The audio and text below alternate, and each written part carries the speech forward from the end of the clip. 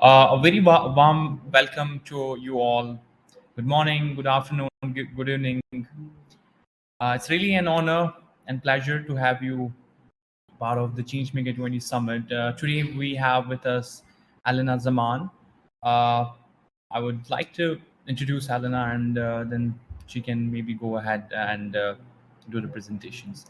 Uh, Alina Zaman works as a researcher assistant at the College of Islamic Studies at Hamad bin Khalifa University.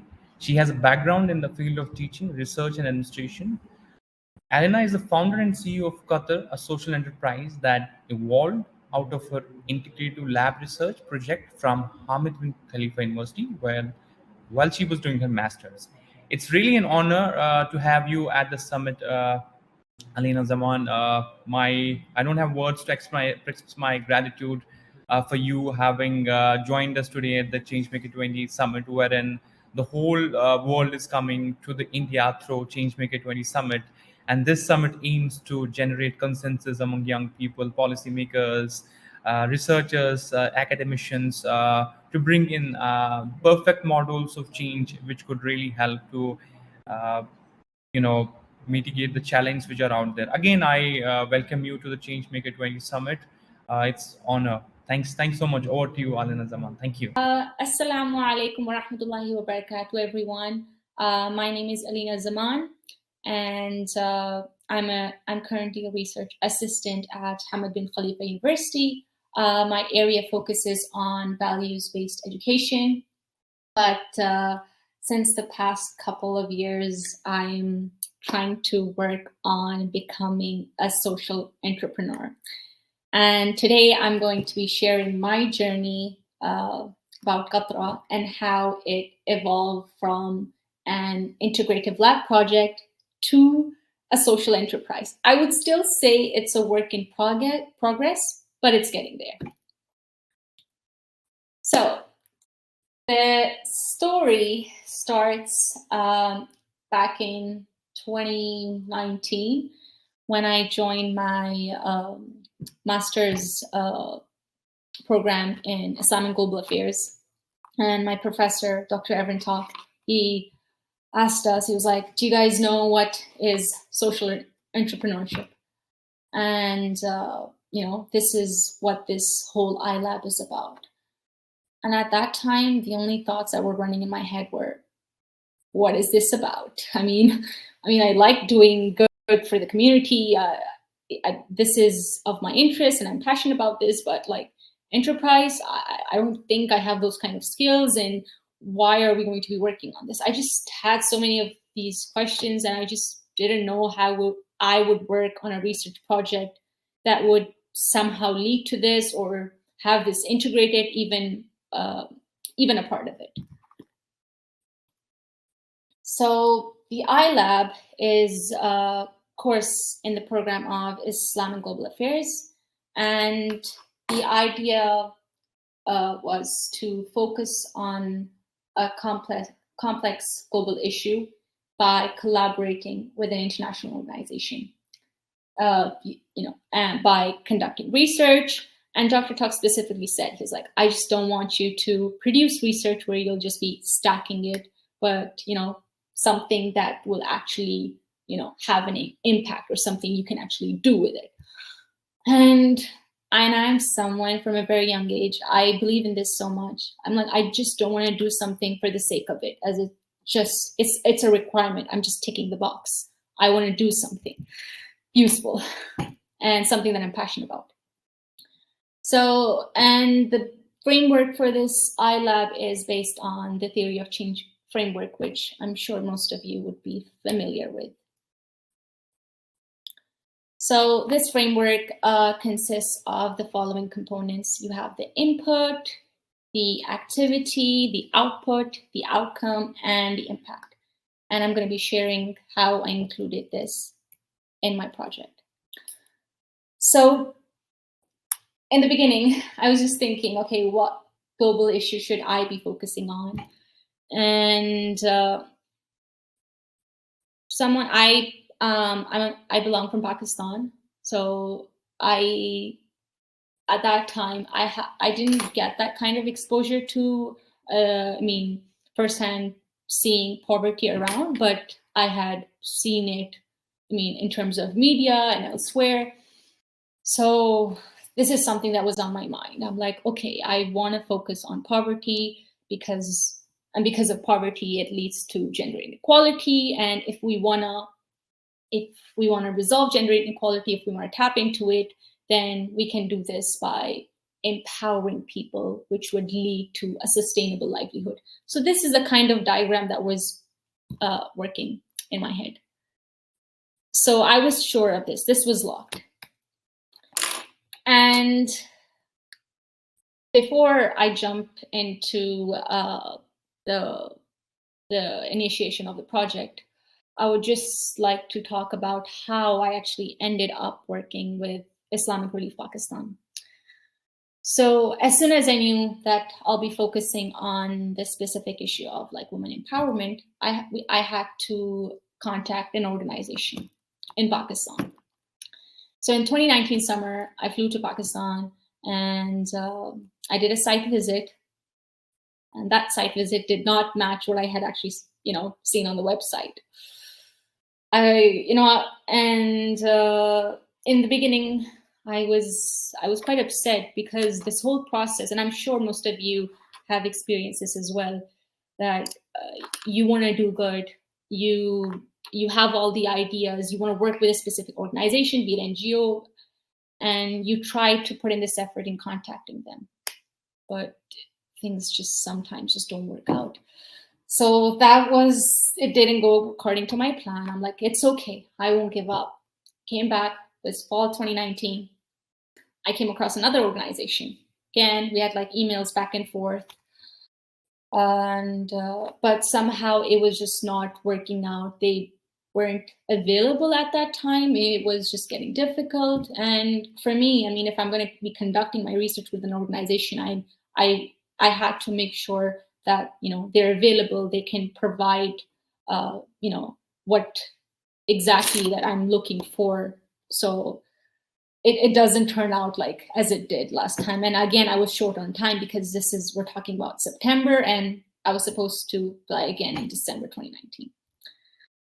So my last, not my last hope, but thankfully I came across someone, I'm sure you've heard of his name, Dr. Hani Al-Banna. He's the co-founder of Islamic Relief. He was invited to one of our events here of Maker Majlis. And as soon as I met him, he offered me, he was like, if you ever want to conduct research, and based on what I had shared of my interest, he was like, Islamic Relief Pakistan is there in Islamabad, and I would be more than happy to assist you. So at the time, I was still in contact with this other organization, but I just wasn't sure if I should go for this. Long story short, I ended up trusting Dr. Hani Al-Banna. I'm like, I need your help, and please put me in touch with Islamic Relief Pakistan. And he did, and everything worked out. So we started my research specifically focused on exploring the role of Islamic Relief Pakistan in empowering widows using the tool of vocational training skill programs. So the inputs part focused on, we had to conduct some background research, just doing about, okay, what's the areas of, about women empowerment, what other theories are there, what is Islamic Relief Pakistan actually focusing on, and then just the other logistics, taking care of that and planning. And then when we visited Islamabad, we actually visited 4 of these vocational training skill centers. And this was truly a life-changing experience for me, because I had never in my entire life experienced meeting people and who come from such kind of backgrounds, sharing information that just had a sound impact. So we visited these centers, and we were conducting and recording interviews. So in total, there were like 10 beneficiaries from these 4 centers, 10 staff from Islamic Relief Pakistan, and with some of because of our time limit, we ended up interviewing 2 focus groups as well. So we're just asking them about, their experience of how they ended up, being at the Islamic Relief Pakistan, and these centers and what it means to them. So I'd just like to touch upon some of the stories or reflections. One of the beneficiaries, she shared that she was married to, at the time when she was married, her first husband, he passed away because he had a brain tumor. So, and from him, she had 4 children. But she didn't give up. And the second time she got married, her husband passed away in a bike accident. And from him, she had like 5 children.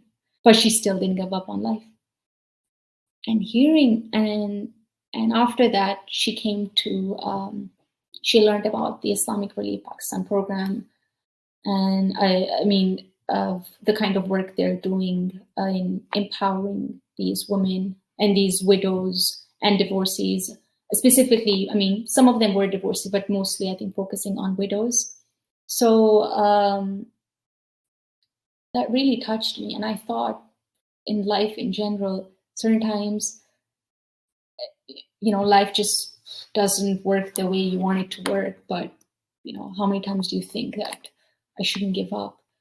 But for me, this was my first time. And when I heard this, I was just in awe. I'm like, she didn't give up, like so many. And she wanted to support all of her children. And that's what she did. And that's why she ended up there. Another woman, she shared that, so all of these, the location of these vocational training skill centers, they were made in like existing, with the help of existing either stitching centers or salon centers.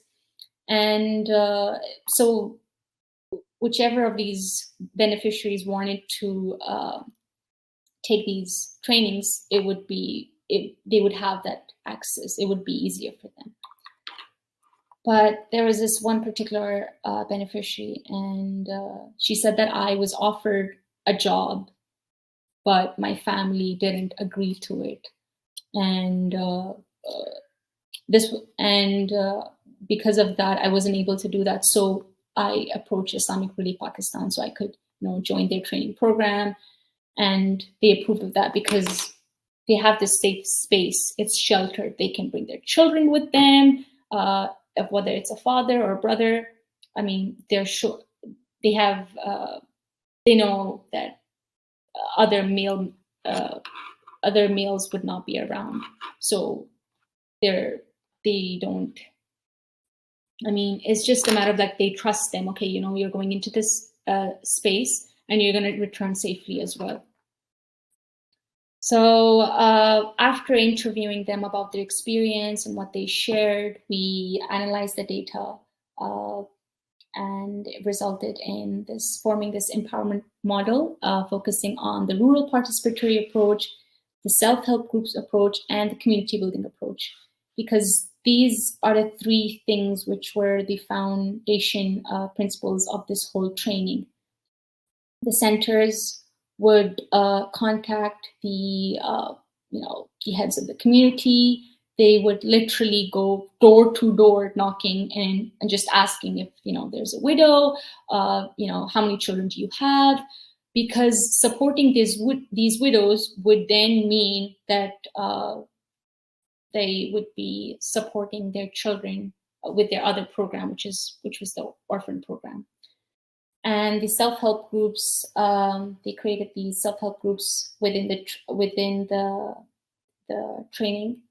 And after going through such experiences, it's very, very difficult to trust people. Like, how do you even trust them? And you need to have certain friendships and a bond. and someone you can talk to, not just your children or just people at home.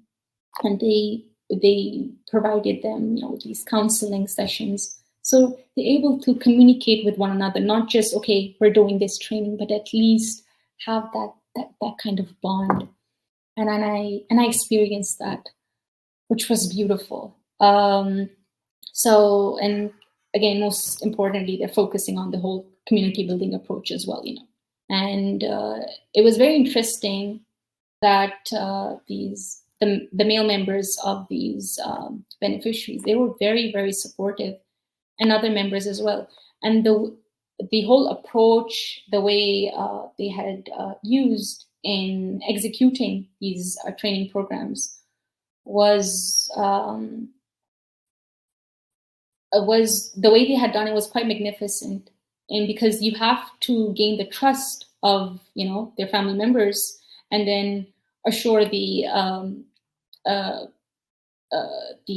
beneficiaries themselves that yes, you'll be given these trainings, and then after that they are provided in-house jobs. So if it's like an embroidering stitching center, they will be working at an embroidering stitching center.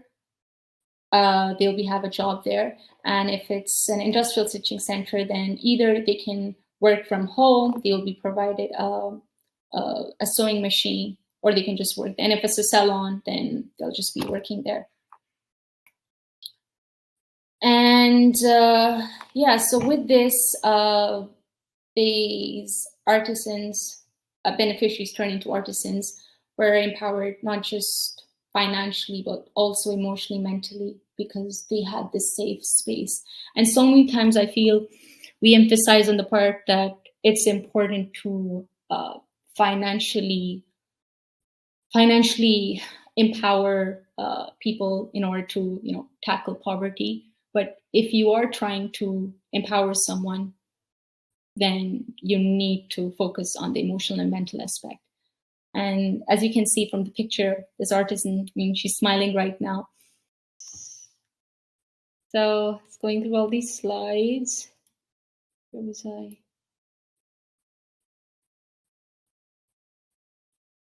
Okay. Yeah, I just covered this.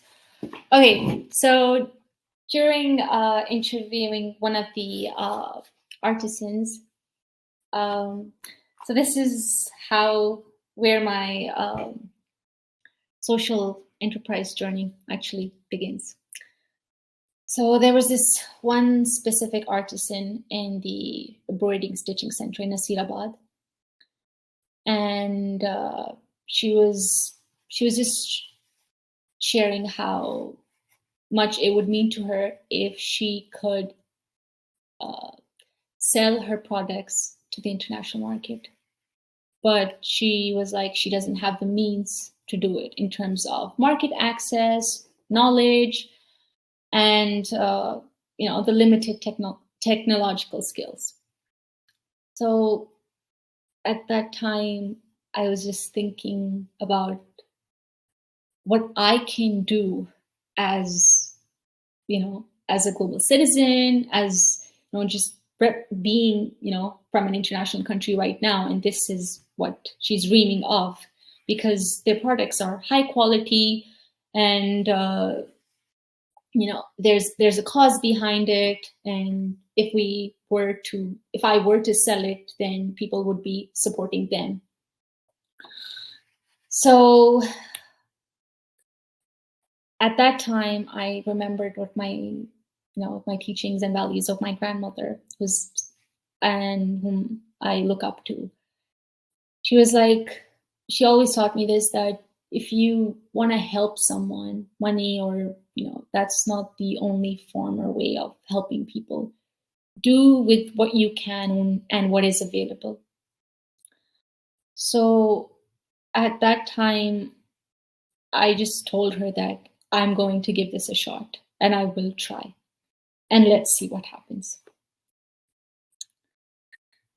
I got back. This was during COVID. Because I don't have the business background, along with my friend, we joined this business training program called Accelerate at the Qatar Science and Technology Park here in Doha. So it was quite an intense program, and I understood, okay, if I want to work on my own startup, what do I need?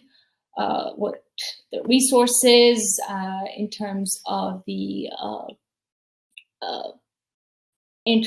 guidance from the mentors. And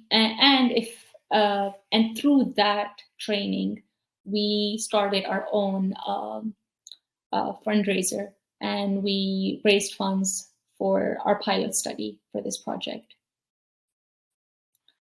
And let me just walk through how Qatra works. Oh, what are we doing with time? So far, what the plan is that we try to reach out to existing social enterprises.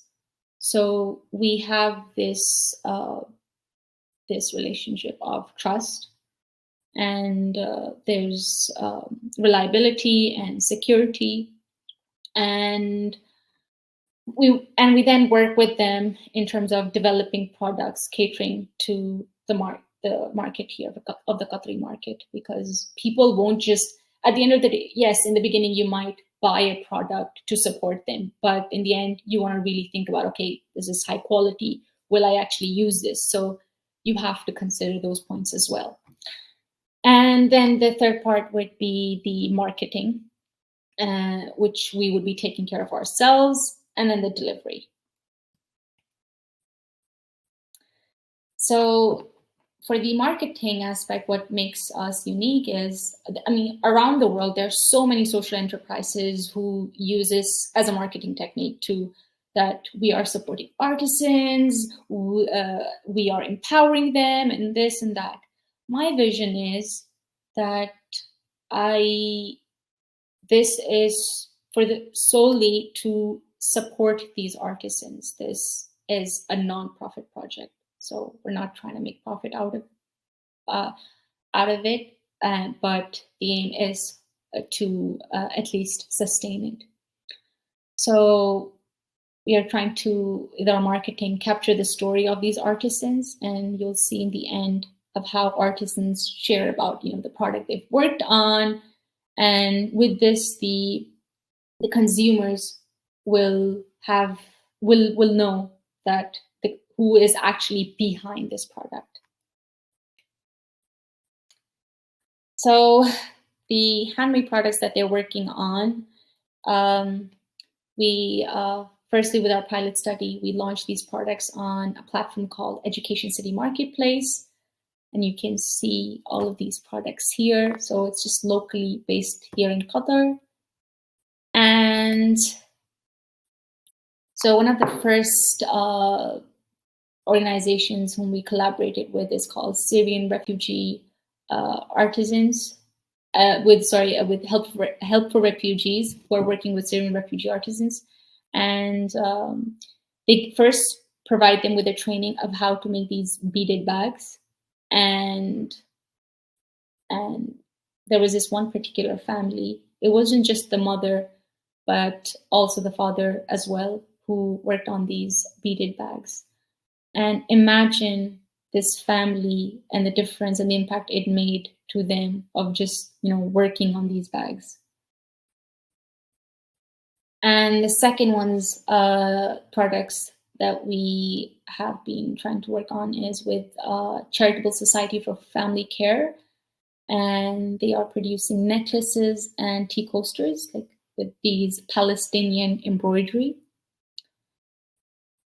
And the impact that was made to one of these artisans, you will see now in this video, which I'm not sure how it will work. Okay, this is not working. Just a second.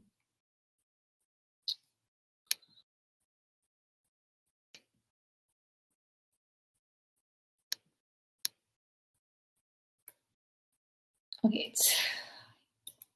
sorry, it's not working. So basically she's just talking about how she started working on these beaded bags, and how much happiness it brought to her, and just connecting with us, and just knowing that she's able to sell these products to the international market. Because given the fact that so many of these artisans, if they were to sell their products within their country, they're not able to make that profit that they have the chance and the opportunity to make if they were to sell it in international countries, given the fact they have that kind of support to share their products with the right kind of market. So that's what we supported them with. And we have our Instagram page, which is currently running. But again, it's a work in progress right now. So you can follow us if you would like to support us. And this is a barcode of our Education City Marketplace page. And thank you very, very much for watching my presentation. No, there were like a couple of technical issues, but sorry about it. If you have any questions, please let me know. Alina, was amazing hearing your passion for social entrepreneurship and the way you mobilized your passion for doing good for the people, and the way you are wanting to take the dream of your grandmother had, and which is really amazing. And I think a lot of people here who are part of this summit would definitely would want to learn more about your motivation of doing this. So could you please like maybe give them more inputs, because I got a message from a colleague, and she wants to know the motivation doing it, because it's very hard to work in the social sector, considering a lot of like bottlenecks which exist there.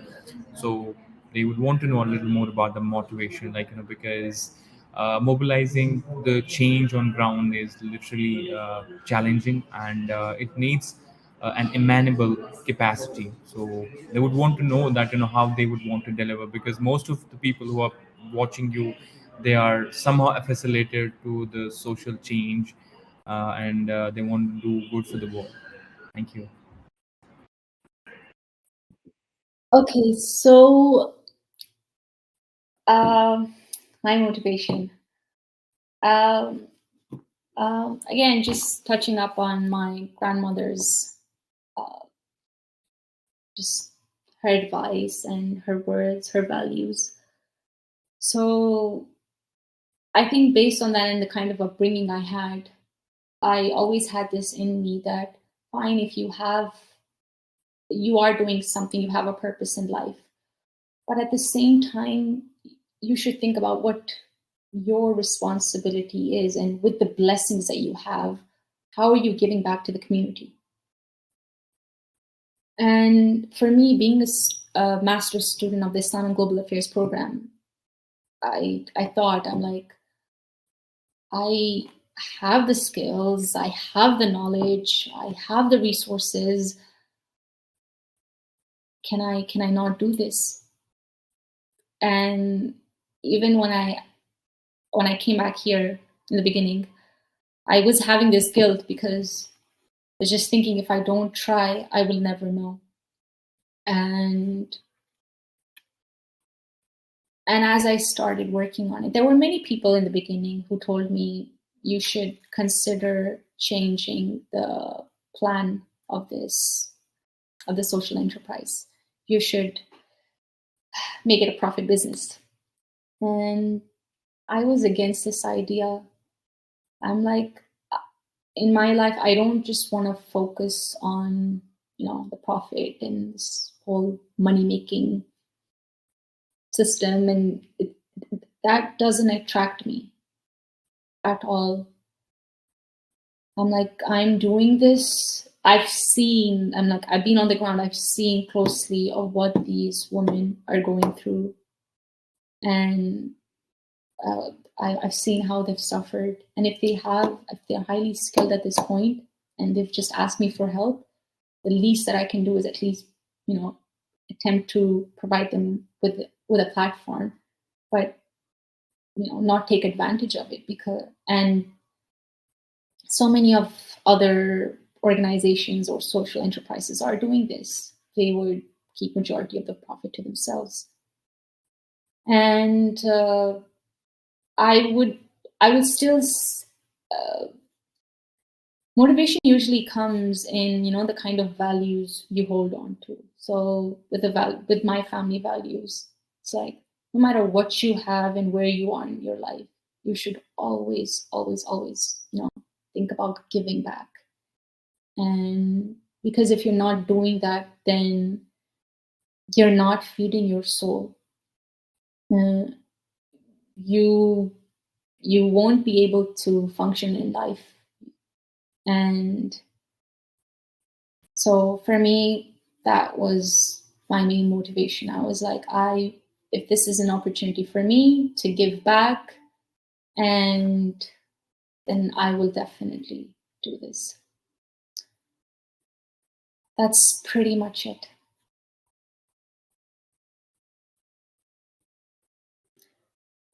And I would just like to add onto this that you don't necessarily have to work on a social enterprise project, in order to be a change maker. I would not claim that I'm still, yes, I am,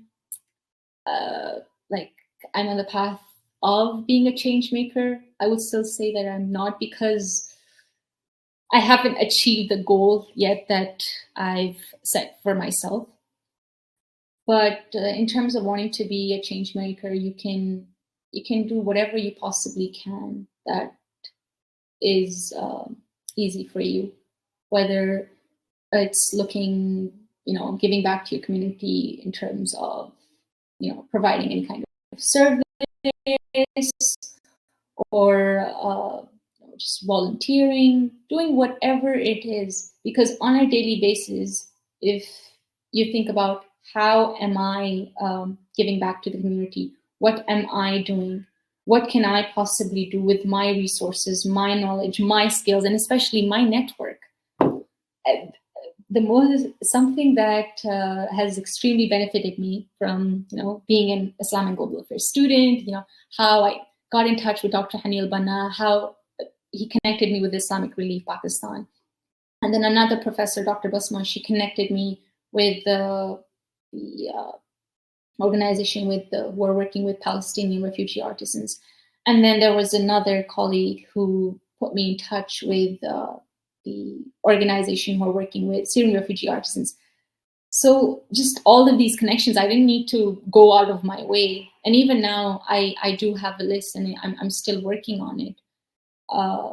So it's like, if you have your connections, whatever the resources and the blessings you have in your plate, what are you doing with it to give back?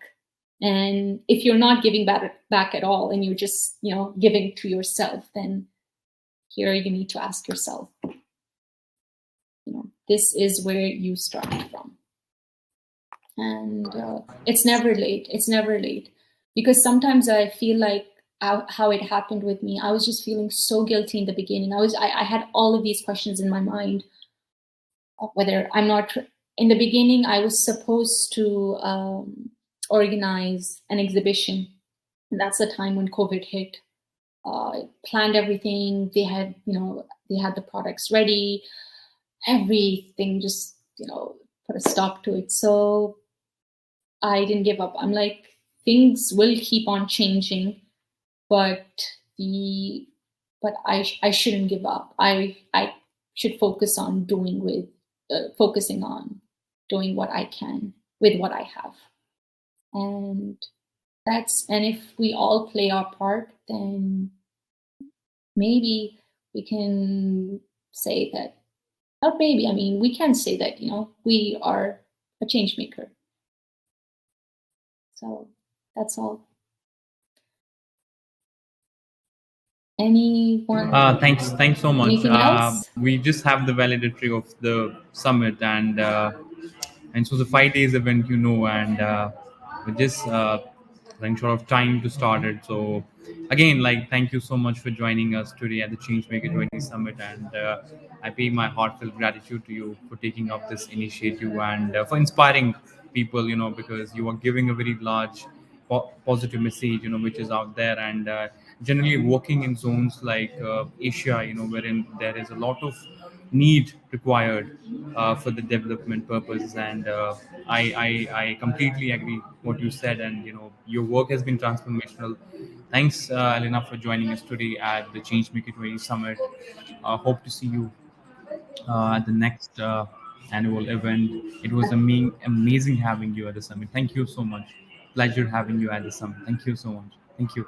Thank you so much.